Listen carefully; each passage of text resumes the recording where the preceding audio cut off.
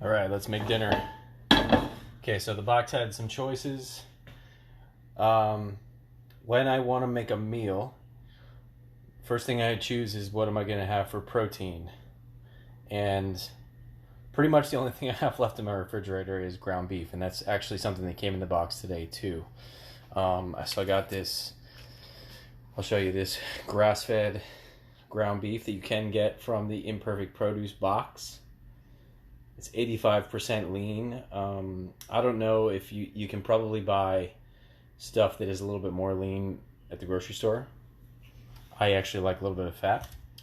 A couple of onions. One of the reasons they call it Imperfect Produce is sometimes the shape of stuff is unusual. This is not that unusual, but this is a bit small. I don't know if you can see on here. I'm going to use radishes that came in the box. I'm going to make a salad with some arugula and spinach that I bought at Trader Joe's the other day. Some cucumber came in the box, and some butternut squash. So we're going to make something out of that. So I'm going to cube the butternut squash first because that's going to take the longest to cook. I'm going to bake that in the oven. So what I ought to do first is preheat the oven. So standard oven temperature is 350. But because that probably would take somewhere between 45 minutes to an hour, I want it to go a little bit faster, so I'm just going to make it like 375. Okay, and then I'll preheat while I slice it up. So let's come on over here. All right. I don't know if you can see me. Yeah, okay. So you got to get you really have an option of, you can cut it up any way you want. It's difficult to position the camera. Let me see if that helps. And butternut squashes are kind of elongated. They look like this. So first thing you got to do is cut off the ends.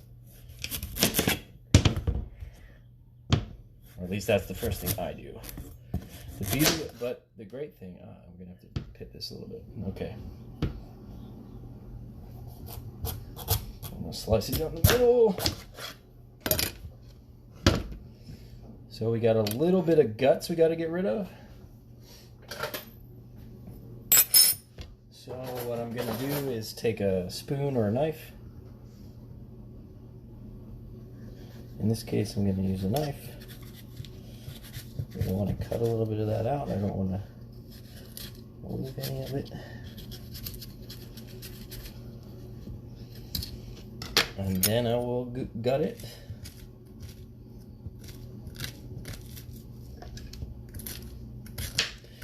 Usually I will keep a bag nearby when I'm cooking, so we can throw all the junk away.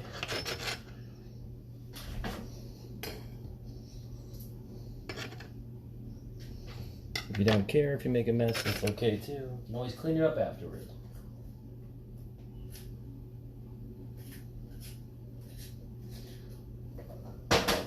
It's kind of like cleaning out your pumpkin. In fact, they are similar.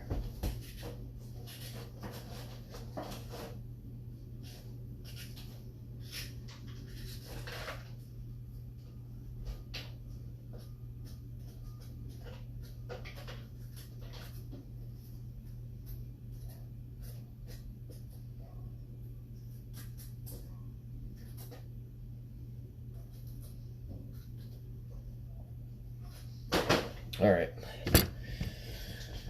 so we're good on that. Now we can cube it. So I'm going to cut it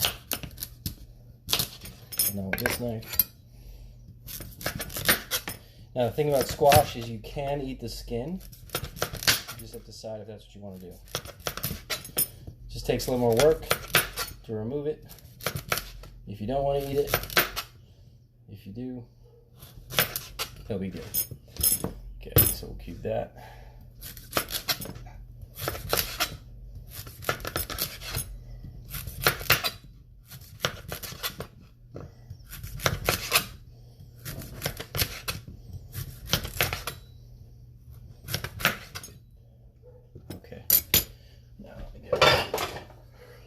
I'm a big fan of cast iron, And as a matter of fact, since I'm going to use my regular skillet to cook what I'm going to make with ground beef, I'm going to use my cast iron because you can put it in the oven for my butternut squash.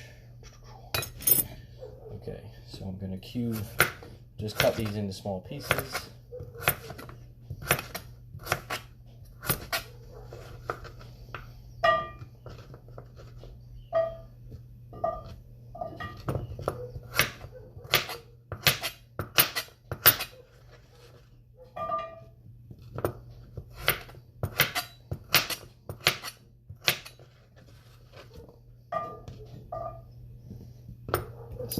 Like that.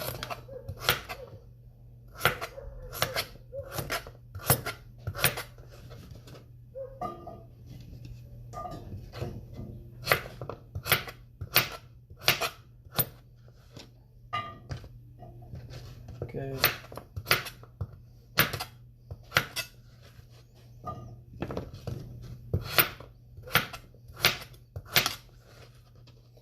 Now, if you want to be pretty and you want to make them square and all that kind of stuff, you can do that. I'm not doing that right now.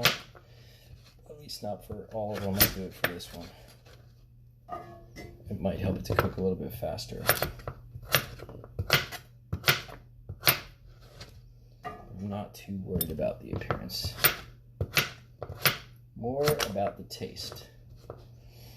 And butternut squash and sweet potatoes can be cooked in such a way that they come out tasting kind of like a dessert, which is pretty cool.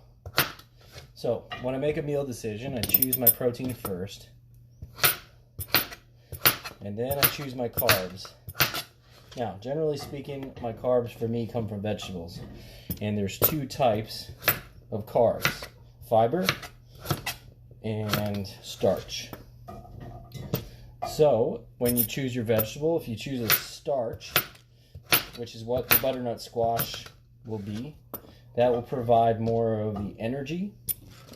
And then you can choose a leafy green, and that's where my spinach and arugula will come in for fiber. And then I'm going to go a little bit more on the starch again with the radish. So any root vegetable like that can be a carbohydrate.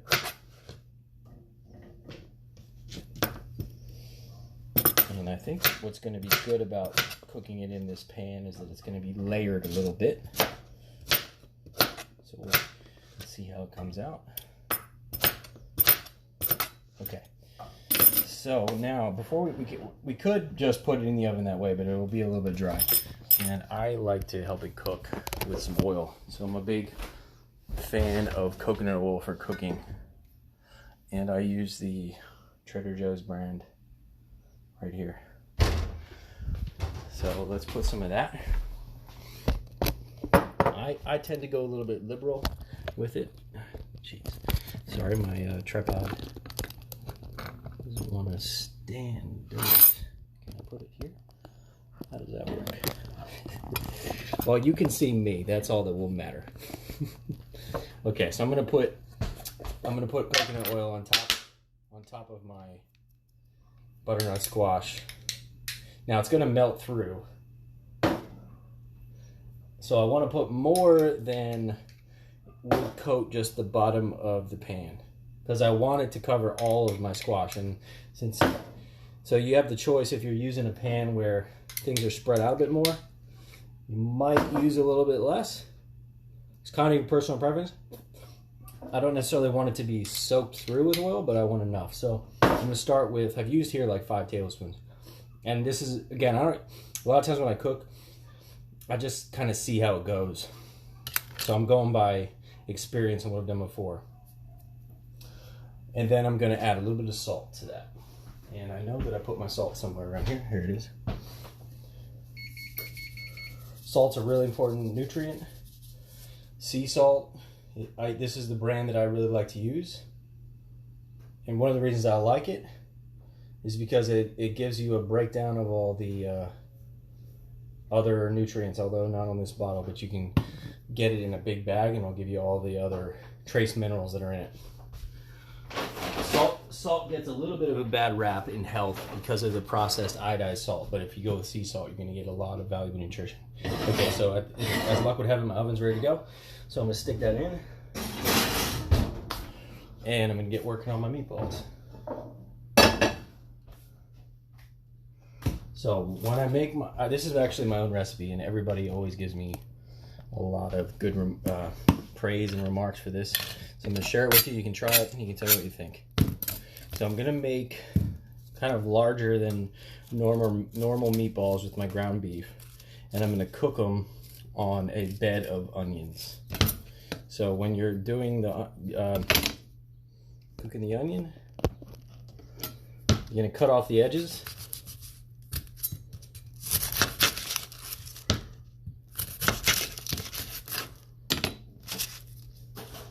And you throw all that away. And this is where, if it's a strong onion, it really depends on the onion, where you might start to cry. But I kind of feel like that's probably good for us right now, even if it is onion induced. Yep, this one has some potency to it. I can feel it. So we'll see by the end if I'm tearing up or not. I think that it will be. So I want to peel off all this brown skin. And since I have two, because this one's so tiny, I don't know if you can tell how small that is. I'm gonna make 2 pounds worth of meat, which should make about 8 meatballs. Yeah. Just make sure I got all this peeled. And if you guys have any questions, anybody that's watching right now, feel free to ask, because I can see questions as I'm on my phone and not using Zoom. Having a little bit of difficulty with this onion. The skin doesn't want to come off, but not as potent as the other one.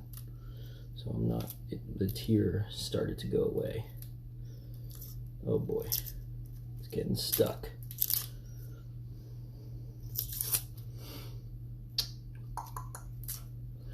So, I've gone over meal selection. All right, now I'm ready to slice these up. I've chosen my protein, and it's going to be ground beef. I've chosen my carbs. It's going to be a mixture of radish and butternut squash for my starchy carb, and arugula and spinach for my fiber. And I'm going to add a little bit of cucumber to it. It's kind of in between. It's not a fibrous carb, but it's not as dense as a root vegetable. Okay, so when I cut the onion, I just create these kind of slices, if you will, of the whole thing, and then I just cut it through the circle. I'm not too worried about the, how pretty it looks. And then I just throw that on the pan.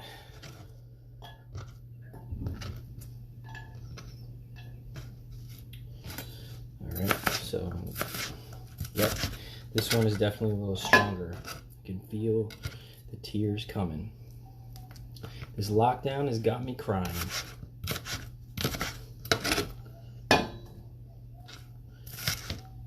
I love onions. And the beauty of it is the flavor that you get. They enhance the flavor of the meat, but also the fat in the meat really helps the onions to cook. So it's really nice. And onions are very good for you.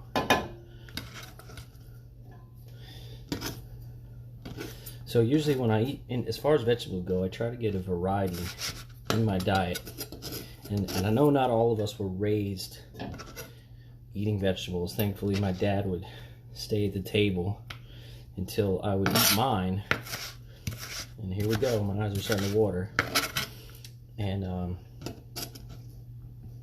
make me eat them, and as a result, as an adult, it's very easy for me to eat vegetables. In fact, I really like them, and I feel really healthy when I'm getting a large variety of vegetables and really high quality protein from, like, grass-fed beef is really good because it's high in omega-3 fat and vitamins like vitamin D, which isn't actually a vitamin, but it's called that. and vitamin A are fat soluble. So when you eat organic animals that have lived their life outside and they've been raised healthy, you get higher amounts of that in your food. So my general rule for choosing protein is, if it's a healthy animal, it's healthy to eat. If it's an unhealthy animal, not so much. Okay, so the little onion is almost there too. So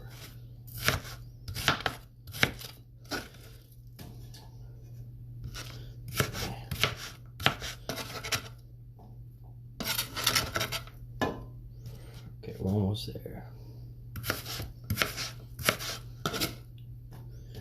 So in the meantime, my squash is baking. I'll check on it in a little bit, because once the oil melts a little bit, I want to make sure that all the pieces have gotten a chance to be saturated in it. And now I'm starting to feel the tears. Good stuff. Okay, so I got, here we go. I don't know if you can tell this. My eyes are red. All right. So here's my grass-fed ground beef. I got this from my Imperfect Produce box. I have my scissors that I only use for meat. Not that I cut meat with it, but I use it for bags and stuff. Okay, so I put it in a mixing bowl.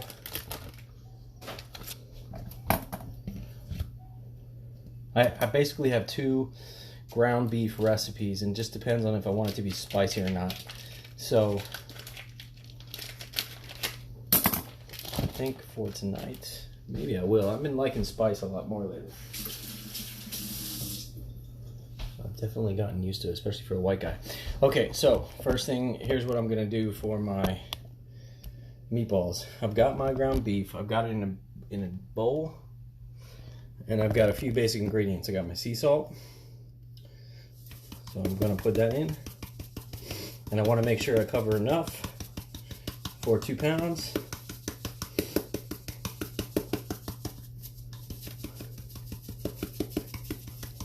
It's really important to salt meat. Like, man, it just, even if you do nothing else, when you put salt on the meat, you seal in the moisture, and the taste is phenomenal. And then don't forget, like, salt is an important nutrient. Even though it's been kind of demonized, it has a lot of value in nutrition. Okay, so I've got that. I'll show you what I did. I might put a little bit more on, but we'll see. Okay, and now I'm gonna mix some oregano.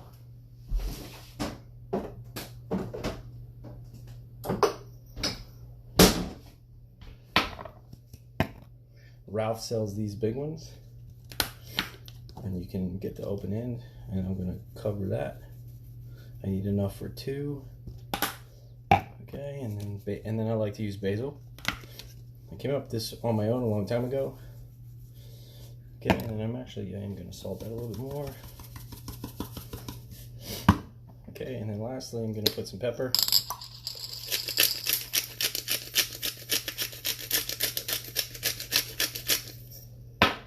And then this is like kneading bread. You get to get your hands dirty. So you want to make sure that you don't have to touch anything else for a bit. So, because once you finish this, if you have to touch other stuff, you gotta wash your hands in between, and then you gotta dig back in. So I just knead it for a while. It's good for kind of tenderizing the meatballs. Like the middle gets to be so juicy and soft. It's freaking phenomenal. So I'll take my time, mix everything in between. Okay.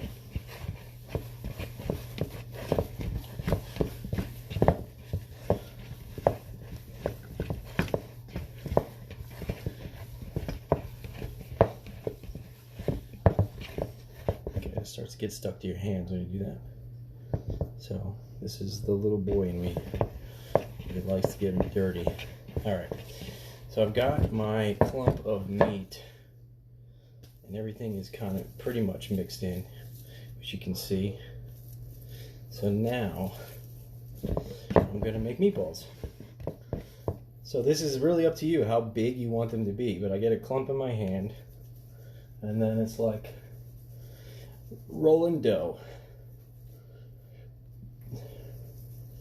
You don't have to do it a lot. You really don't need breadcrumbs. I know that's a common thing in recipes, but I make meatballs all the time, and I've never used them. Okay, put that on top of my onion.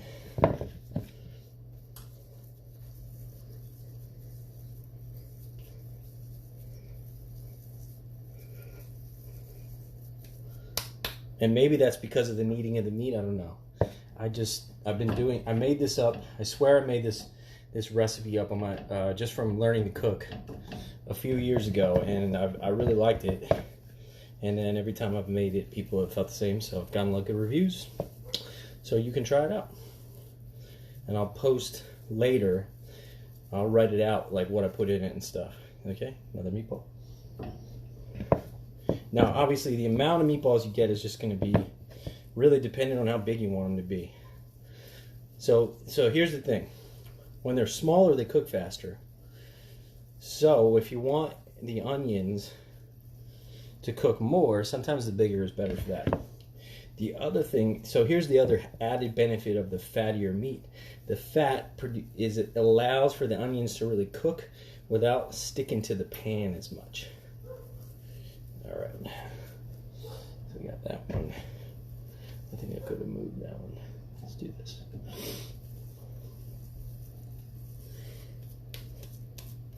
This is one of my signatures. All right, so we're done with the meat. I got to wash them off real quick.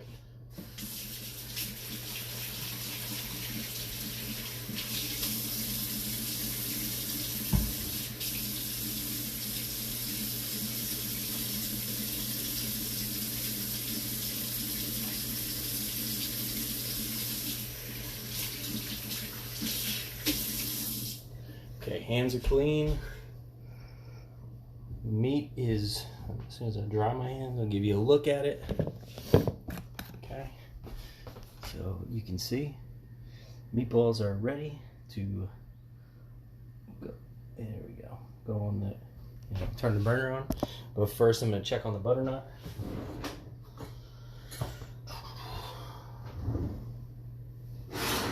Okay, so the coconut oil has all melted through. I'm going to put a little bit more in there.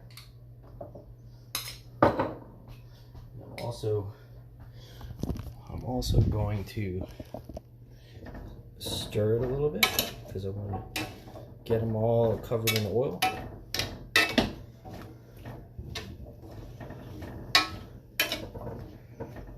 Oh, yeah. Actually, haven't had, well, I take that back. Trader Joe's has these butternut crinkly fries you can make, and you can do the same thing I'm doing with those if you don't want to go through the effort of cutting it and preparing it and all that. But okay, so I've got a good amount of oil. They've been in the oven for a little while, not more than 10 minutes, maybe 5 minutes.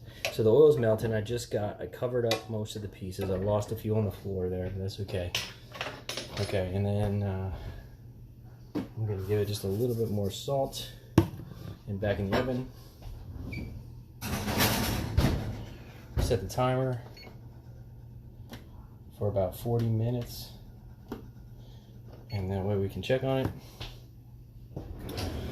Okay, and we're almost ready to make our meatballs, but first, the last thing I'll do for the live is prep the salad, and then you'll get to see the finished product later as a picture.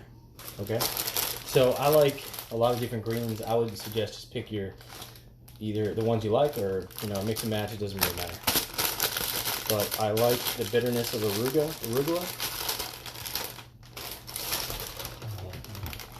I also forgot that I need to wash that one. I'll just get a new one because I've got 2 of those.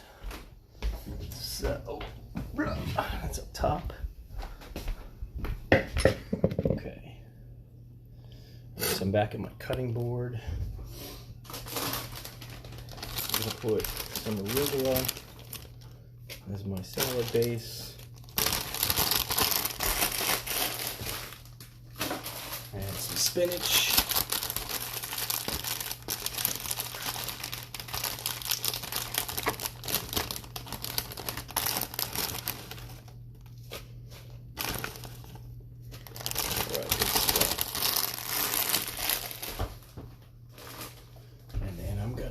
produce. These are my imperfect produce radishes, which they look pretty perfect.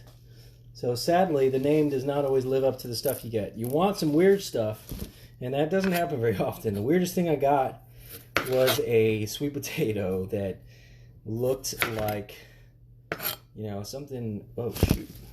Holy cow! What happened? I did something. The leaves of the radish were trying to comment on the video. Oh.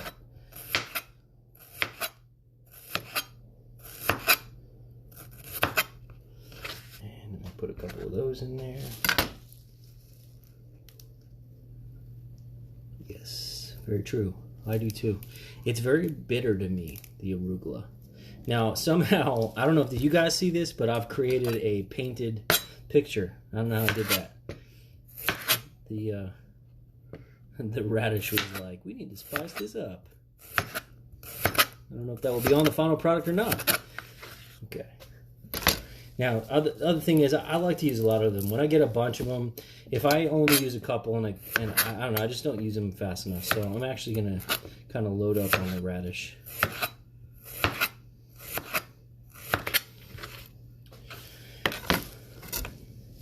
You see it. See, I don't know where it came from. Who knew? Facebook has all these things. Oh, that's a good piece. We can eat that one. So what I'm doing now is I'm cutting off the bottom root, I'm cutting off the stem, and then I'm just slicing them into medallions. An easy way to do it. I'll give you I'll look at that in a sec. I'm just going to do a couple more.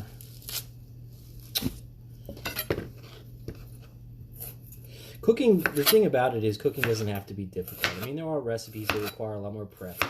But when you get used to the basics, you can make really tasty meals very, very simply.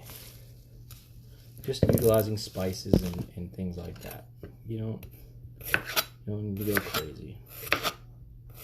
And you can get a lot of variety by incorporating different vegetables, different meats, without requiring you to be a master chef. All right. So this will be the last radish. And then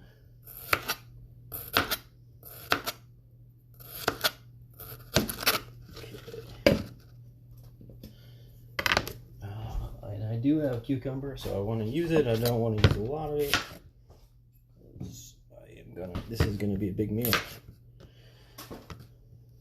Same thing, I'm just gonna slice it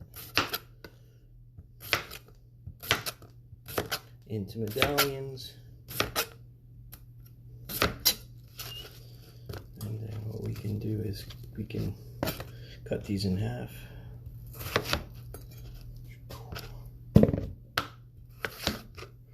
We don't have to worry about these huge pieces each bite. Okay. All right, salad is prepared. So my salad dressing, I'm not going to add it right away, because if I add it right now, when everything else is not ready, it will make the leafy greens kind of get saturated with the oil. And I just put my hands in my hair, but that's okay, because I'm going to eat it. Doesn't matter.